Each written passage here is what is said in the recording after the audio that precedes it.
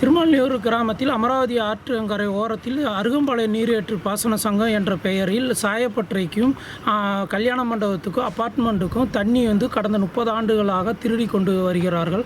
நாங்கள் கடந்த 8 மாதமாக விவசாய குறைதீர்க்கு நாள் கூட்டத்தில் கலெக்டரிடம் புகார் தொடர்ந்து கொடுத்து கொண்டு இருக்கிறோம்.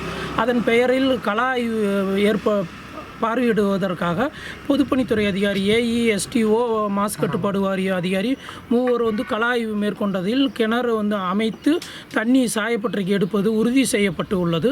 ஏற்கனவே கடந்த டிசம்பர் மாதம் எனக்கு ஆர்டர் தொழிற்சாலை பயன்பாட்டில் உள்ளது என்ற பெயரில் பொதுப்பணித்துறை அதிகாரி ஆர்டர் உத்தரவு நகல் கொடுத்துள்ளார்கள். ஆனால் இதுவரைக்கும் இந்த சாயப்பட்டறை சீல் வைக்கவில்லை.